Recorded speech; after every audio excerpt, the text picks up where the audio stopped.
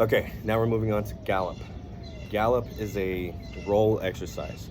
Now, here's the thing about rolls, and it's a good thing that I wrote it the way that I did because a lot of people have the misconception that rolls are just you moving your hands and playing and sounding fast, right? Some people will play it like this when it should really just sound like a group of rhythms played with a different sticking than something that would be a little bit more conventional like. Now, the reason why we do doubles and all that is to make it easier for us to play faster things. Rolls are also sustains in percussion. This is the whole note. So, we can't play a whole note on a drum or an instrument that just is super articulate. So the way that we create sustain is by doing stuff like that. So let's talk about this. Let's talk about this.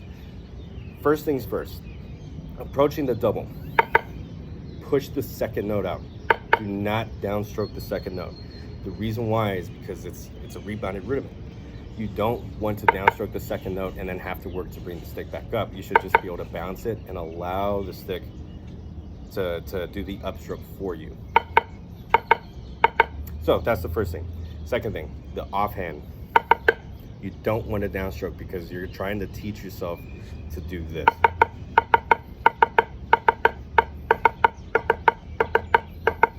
So basically you want to think that you're just doing a bunch of very floaty things with your hands. It should feel like that. So let's talk about the first measure. It's just pretty straightforward. 1 EN, 2 EN, 3 EN, 4 EN.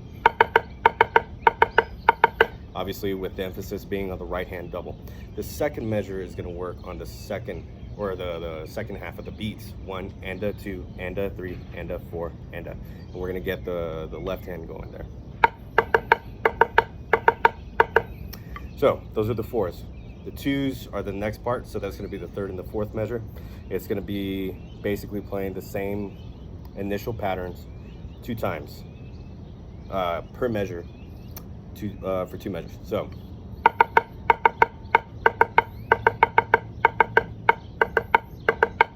and then we get to the next 2 measures, and those are going to be the ones because you're just doing 1 per.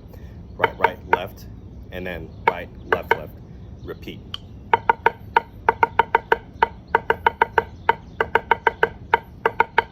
And then that takes us to the last part, which is going to be the actual doubles.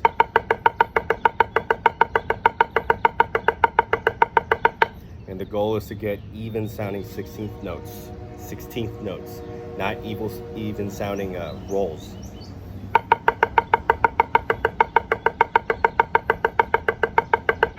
Now, here's some things to keep in mind. The fifth and sixth measure, the ones. Do not rush the taps. So the biggest thing is to not rush the taps. And the other thing is to not rush the taps. Don't rush the taps. Anytime I play this exercise with any drum line, it's always those 2 measures that rush.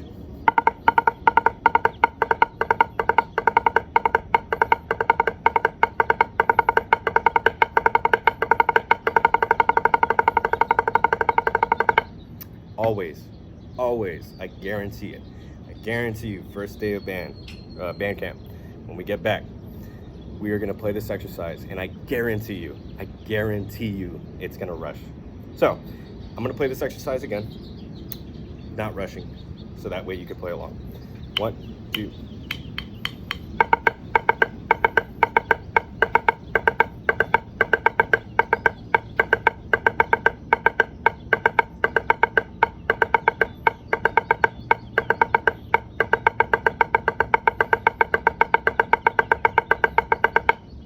Easy as that. Now, obviously you can play it off the left. All these exercises you can play it off the left. So that'd be the first variation. Another variation that we could do is we can keep everything low.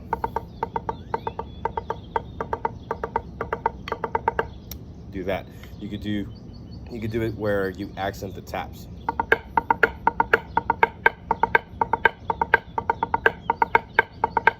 Etc. You could also do what we call inverted rolls. Now, instead of right, left, we're going to do right, left, right, left. Right, left, right.